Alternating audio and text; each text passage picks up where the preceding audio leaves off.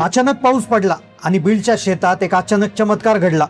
5 मिनिटापूर्वी जिथे शेत होतं तिथे पाऊस पडल्यावर जे दिसलं त्याने शेतकरी जागीच हादरला। अख्खा जिल्हा ते शेत पाहायला तिथे गेलाय। पण मग त्या शेतात नेमकं काय चमत्कार घडला? अचानक पाऊस आल्यानंतर त्या शेतामध्ये असं काय दिसलं की अख्खा जिल्हा ते शेत पाहायला आता गर्दी करू लागलाय? खरंच निसर्ग असा एखादा चमत्कार कसा करू शकतो यावर शास्त्रज्ञ काय म्हणाले? जेव्हा हवामान तज्ञांनी ते जाऊन तपास केला तेव्हा जे सत्य उघडकीस आलं त्याने हवामान तज्ञांच्या पायाखालची जमीन सरकली। मग पाऊस पडल्यावर या बीडच्या शेतामध्ये काय घडलं? त्या शेतकऱ्याने त्याच्या शेतात नेमकं काय बघितलं की ज्यामुळे या शेताचा व्हिडिओ व्हायरल होताच लाखो लोकांची गर्दी त्या शेतात झाली? चला जाणून घेऊया या बीडच्या शेतातला चमत्काराचा धक्कादायक रिपोर्ट। बीड जिल्ह्यातील एका छोट्याशा गावात एक शेतकरी राहायचा ज्याचं नाव महादेव जाधव। आपल्या कुटुंबासोबत तिथे राहायचा। आयुष्य अतिशय साधं होतं। त्याची स्वप्ने अतिशय छोटी आणि त्याच्या जगण्याला एकमेव आधार होता त्याची 1 एकर जमीन। त्याची पत्नी लक्ष्मी आणि सोनू राणी ही त्याची 2 लहान मुलं। यांच्या भविष्यासाठी महादेवने आपलं सगळं आयुष्य या जमिनीसाठी झोकून दिलं होतं। काही दिवसापूर्वी तो पुण्याला कामाला देखील गेला होता। काही वर्षांपूर्वी त्याने काम केलं पण कामामध्ये त्याला पैसा मिळाला नाही, उलट पैसा जास्त खर्च झाला आणि पत्नीने आणि त्याने निर्णय घेतला आणि काही वर्षापूर्वी तो बीडमध्ये येऊन राहू लागला होता। बीडमध्ये पाण्याची परिस्थिती अत्यंत हलाखीची होती पण अचानक पाऊस पडला आणि त्याला काहीच माहिती नव्हतं की असं त्याच्यासोबत घडेल। अख्खा जिल्हा त्याच्या शेतामध्ये येऊन उभा राहिला। हवामान तज्ञांच्या गाड्या त्या ठिकाणी शेतामध्ये चक्रा मारू लागल्या कारण की ही परिस्थिती पूर्ण देशासाठी एक नवीन आश्चर्यच होती। शेत 1 एकरच होतं। पाऊस नव्हता, पाणी अत्यंत कमी असायचं। कसं बस त्यांचं जीवन चालायचं पण त्यांनी कधी कल्पना केली नव्हती की एका पावसानंतर असा चमत्कार होईल की त्याचं आयुष्य बदलून जाईल। अतिशय मेहनती होता महादेव। हा गरीब जरी असला तरी चिकाटीनं मेहनत करायचा आणि अगदी झालं असं की एके दिवशी अचानक काळे ढग जमा झाले। वारा विचित्र आवाज करू लागला। आकाशात विजांचा कडकडाट सुरू झाला आणि त्यानंतर सुरू झाला तो महाभयंकर पाऊस। जणू आभाळच फाटलं। गावातले सगळे लोक भीतीनं घरात लपून बसले होते पण महादेव अस्वस्थ होता कारण त्याचं शेत जे होतं तर ते शेत एका ओढ्याच्या शेजारी होतं। एक मोठा ओढा त्यांच्या गावातून जात होता आणि त्याच ओढ्याला चिटकून त्याचं शेत होतं। साधारणपणे दिवसभर त्या ठिकाणी पाऊस नव्हता पण रात्रीच्या दरम्यान त्या पावसाला सुरुवात झाली। मध्यरात्रीच्या सुमारास त्या ओढ्याच्या दिशेने एक मोठा भयानक आवाज झाला ज्याने महादेवच्या काळजाचा ठोका चुकला। अखेर पहाटेच्या दरम्यान त्याला जाग आली आणि तो त्या ठिकाणी महादेव आपल्या शेतात पोहोचला तेव्हा त्याला जे दृश्य दिसलं त्याने त्याच्या पायाखालची जमीन सरकली। एका रात्रीत त्या शेतामध्ये असं काहीतरी विचित्र बदल झाला होता की जेव्हा त्याने त्याचा व्हिडिओ काढला आणि सोशल मीडियावर टाकला तर काही तासातच अख्खा जिल्हा ते शेत पाहायला आला होता आणि त्यानंतर हवामान तज्ञांची तर गर्दी त्या ठिकाणी झाली। मग काय घडलं होतं नेमकं त्या रात्री? तो पाऊस आल्यानंतर त्या शेतामध्ये नेमकं असं काय घडलं? संपूर्ण देशाला आश्चर्याचा धक्का बसणारा तो निसर्गाचा चमत्कार काय होता? चला जाणून घेऊया संपूर्ण सविस्तर रिपोर्ट। खरं तर उन्हाळा झाल्यानंतर आता हळूहळू मान्सूनची चाहूल त्या ठिकाणी लागत होती। मान्सूनचा पाऊस हळूहळू त्या ठिकाणी येत होता। अचानक निसर्ग आपलं रूप बदलत होता आणि बीडच्या त्या छोट्याशा गावात अगदी त्या ठिकाणी वादळासारखं वातावरण तयार झालं होतं। खरं तर जेव्हा पाऊस येतो तेव्हा पक्षी अचानक शांत होतात आणि अगदी त्यावेळी तसंच झालं होतं। गावातली म्हातारी लोक एकमेकाकडे बघत कुजबुज करू लागली होती। ते म्हणत होते हा काही साधा पाऊस नाहीये।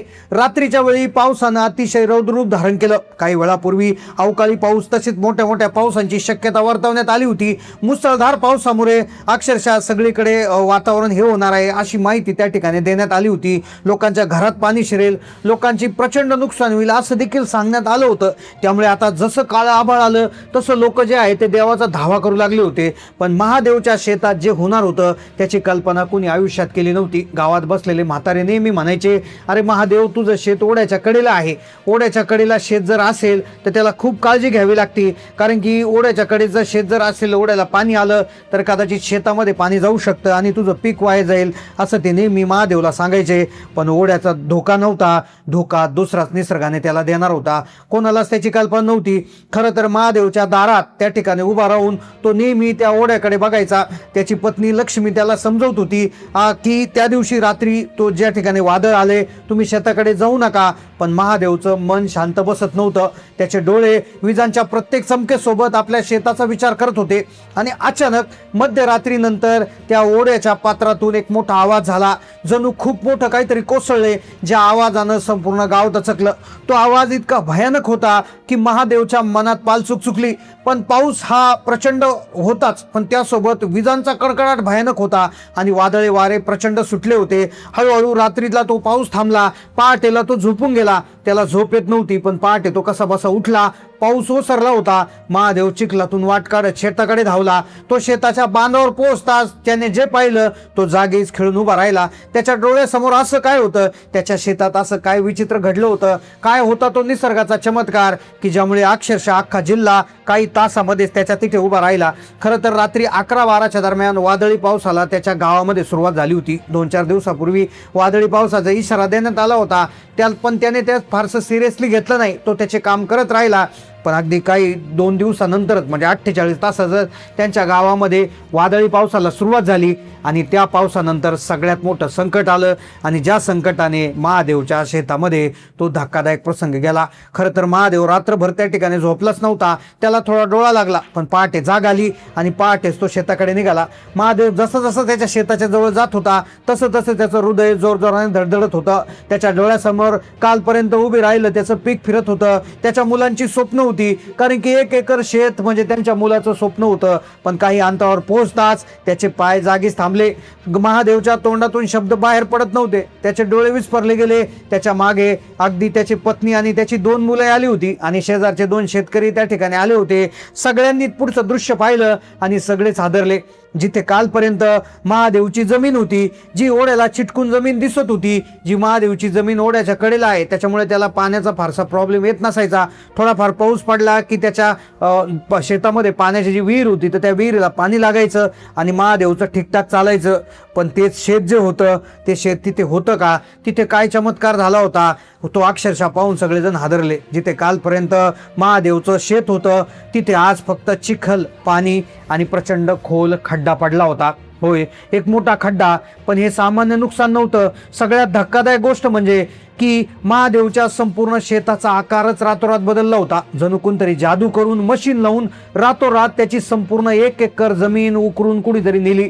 जिथे जमीन होती तिथे जमीन नव्हती, फक्त बांधाच्या बॉर्डर होत्या आणि बॉर्डरच्या खाली भला मोठा खड्डा पडला होता. जवळपास 5 ते 10 फूट खाली त्या ठिकाणी संपूर्ण सुपीक माती गायब झाली होती. शेताचे बांध वाहून गेले होते. शेताच्या सीमा पुसल्या होत्या. कालपर्यंत जिथे जमीन होती तिथे एक मोठा खड्डा तयार झाला होता. पण विचार करा, आजूबाजूची इतर शेतं सुरक्षित असताना फक्त महादेवच्या शेतात असा प्रकार कसा काय घडला? हे अनाकलनीय दृश्य पाहून गावातल्या स्त्रिया रडू लागल्या. त्याच्या पत्नीचं तर अवसानच गळालं. संपूर्ण गावच एका रात्रीत भीतीचं वातावरणात बदललं. संपूर्ण विचित्र आणि गोड गोष्टी होती ती. महादेवच्या शेताच्या अगदी शेजारीच असणाऱ्या इतर शेतकऱ्यांची शेतं सुरक्षित, त्यात थोडंफार पाणी होतं, पण महादेवचं शेत सगळं वाहून गेलं होतं. महादेव मात्र खड्ड्याच्या काठावर सुन्न बसला. तो रडत रडत आपल्या हातामध्ये ओली माती घेत म्हणाला, ही फक्त जमीन नाही, ती फक्त माती नाही, तरी माझ्या आयुष्याची कमाई आहे. मुलाच्या शिक्षणासाठी, लग्नासाठी, कुटुंबाच्या भविष्यासाठी त्याने पाहिलेलं स्वप्न रात्रीच्या पावसासोबत वाहून गेलं. अवघ्या काही तासात ही बातमी वाऱ्यासारखी बीड जिल्ह्यात पसरली. आसपासच्या गावातून लोक चमत्कार आणि भयानक दृश्य पाहण्यासाठी गर्दी करू लागले. कुणी फोटो काढत होतं, कुणी व्हिडिओ काढत होतं.